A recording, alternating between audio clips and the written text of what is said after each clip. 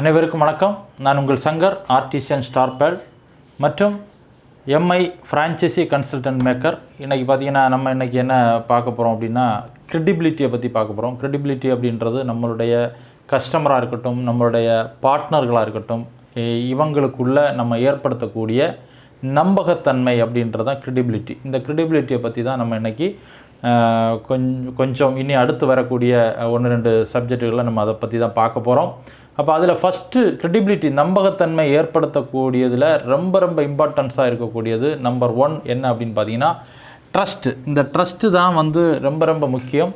இன்றைக்கி நம்பிக்கை அப்படின்றது பார்த்திங்கன்னா இன்றைக்கி நம்மளுடைய ப்ராடக்ட்லேயே இருக்கட்டும், நம்ம கூட பார்ட்னர்களாக வரக்கூடியவங்களாக இருக்கட்டும், நம்ம கொடுக்கக்கூடிய நம்பிக்கையில் தான் அவங்க நம்மளோட என்ன பண்ண போகிறாங்க, பயணம் பண்ண போகிறாங்க. நம்மளோட அதிகமாக லைஃப் லாங் கஸ்டமராகவும் நம்ம கூட பயணம் பண்ணக்கூடிய பார்ட்னர்களாகவும் இருக்க போகிறாங்க.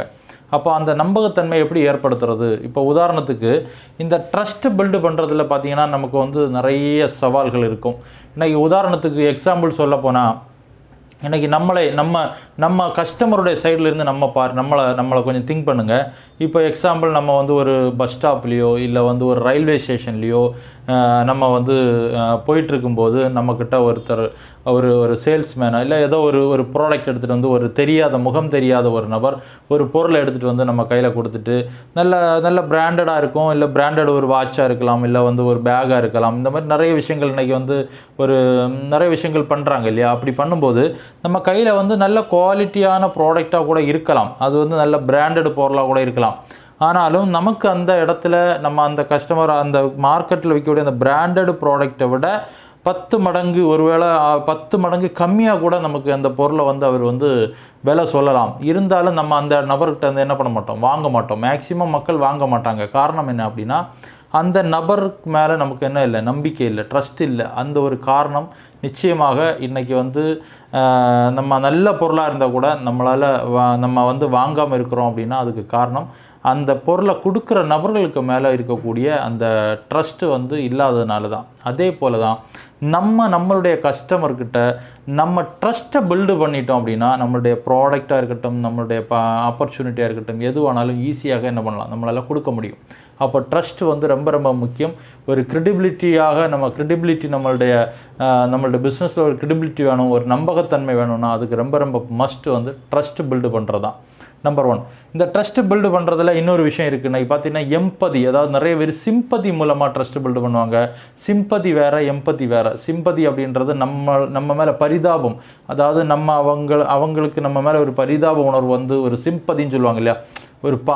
நம்ம ஒரு பாவம், இவ்வளவு கேட்குறாங்களே. இப்போ உதாரணத்துக்கு பார்த்தீங்கன்னா சில நபர்கள் ப்ராடக்ட் கொடுக்குறத பார்த்தீங்கன்னா அவங்க நமக்காக அதாவது நமக்கு ஏதாவது ஒரு உதவி செய்யணுன்றதுக்காகவே ப்ராடக்டை வாங்குறது மாதிரியான இவங்களுடைய பேச்சு அப்படி இருக்கும். அதாவது எப்படி இருக்கும் அப்படின்னா, இவங்க பேசும்போதே அவங்களுக்கு ரொம்ப கஷ்டமாக இருக்கும்.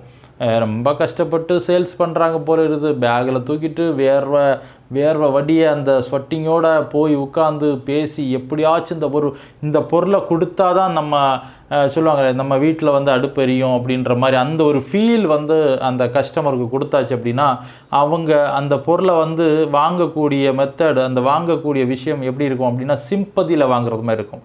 நமக்காக ஒரு உதவி செய்யலாமே அப்படின்றதுக்காக வாங்குறது மாதிரி இருக்கும். தயவு செஞ்சு நம்ம ப்ராடக்ட், நம்மளுடைய ஆப்பர்ச்சுனிட்டியை கொடுக்குற நாம் எப்போவுமே பார்த்திங்கன்னா நம்ம கொடுக்குற இடத்துல இருக்கும். நம்ம சொல்லுவாங்க இப்படி இருக்கும், கொடுக்குற இடத்துல இருக்கும், ஆப்பர்ச்சுனிட்டியை கொடுக்குறோம்.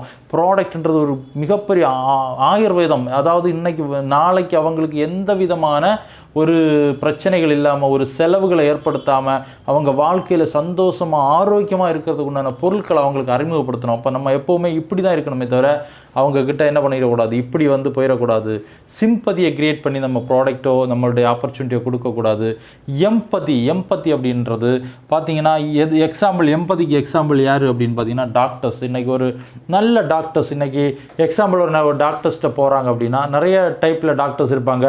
சில டாக்டர்ஸ்கிட்ட போகும்போது உங்களுக்கு பார்த்தீங்கன்னா அவர் உங்களுடைய பெயின்ஃபுல், அதாவது உங்களுடைய பெயினை வந்து கேட்பார். உங்களுடைய பெயினை அண்டர்ஸ்டாண்ட் பண்ணுவார். உங்களுக்கு வலி எவ்வளோ நாளாக அந்த ப்ராப்ளம் இருக்குது, உங்ககிட்ட பேசும்போதே அந்த டாக்டர்ஸ் உங்ககிட்ட உங்களுடைய மனசுக்குள்ளே இருக்கக்கூடிய அந்த பெயின்ஸ், அந்த நீங்கள் அனுபவிச்சிருக்கக்கூடிய அந்த வலிகளை அவர் அழகாக பேசி அது உங்ககிட்ட இருந்த அந்த விஷயங்களை வாங்குகிற அந்த விஷயம் இருக்குது பார்த்தீங்களா, அதுதான் எம்பதி. அதாவது உங்களுக்கு உதவி செய்யணுன்ற அந்த மனதோடு அவர் வந்து செய்யக்கூடிய விஷயம் தான் எம்பதி.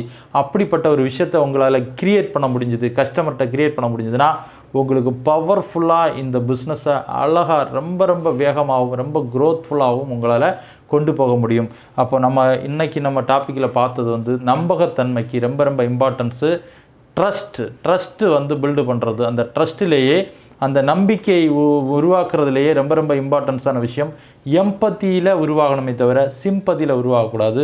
நம்ம அதுக்கு நிறைய விஷயங்களை நம்ம என்ன பண்ணணும், தெரிஞ்சுக்கணும், கற்றுக்கணும். நிறைய விஷயங்களை நம்ம வந்து ப்ராடக்ட் நாலேஜாக இருக்கட்டும், இல்லை ஆப்பர்ச்சுனிட்டியை பேசுகிறதா இருந்தால் நம்மளுடைய பிஸ்னஸ் நாலேஜாக இருக்கட்டும், நிறைய விஷயங்களை கற்றுக்கிட்டோம் அப்படின்னா நம்ம வந்து ஈஸியாக ஒரு கஸ்டமர்கிட்ட ஒரு ப்ராஸ்பெக்டிட்டேருந்து ஒரு ட்ரஸ்ட்டை ஈஸியாக என்ன பண்ணலாம், பில்டு பண்ண முடியும். அடுத்து வரக்கூடிய கிளாஸில் உங்களுக்கு நிறைய விஷயங்களை கிரெடிபிலிட்டி சம்மந்தப்பட்ட நிறைய விஷயங்களை உங்களுக்கு கற்றுக் கொடுக்கறதுக்கு நான் ரெடி. இது எல்லாமே நம்ம வந்து கற்றுக்கிறதோட மட்டும் இல்லாமல் இதை நம்ம இம்ப்ளிமெண்ட் பண்ணணும். டீமில் நம்மளுடைய கஸ்டமர்கிட்ட நம்ம செயல்முறைப்படுத்தினா மட்டும்தான் ரிசல்ட் கிடைக்கும். Okay leaders and franchise partners, நம்ம ஒவ்வொரு கிளாஸ்லேயும் நான் உங்கள் சொல்லிக் கொடுக்கக்கூடிய எல்லா விஷயத்தையும் உங்கள் டீமில் நீங்கள் உங்களுடைய கஸ்டமர்கிட்ட இம்ப்ளிமெண்ட் பண்ணுவீங்கன்னு நினைக்கிறேன். நிச்சயமாக அடுத்த கிளாஸில் கிரெடிபிலிட்டியோட அடுத்த ஒரு பாயிண்ட்ஸோட நம்ம மீட் பண்ணலாம். வாழ்த்துக்கள். Jai my life style. Thank you all leaders. Congratulations.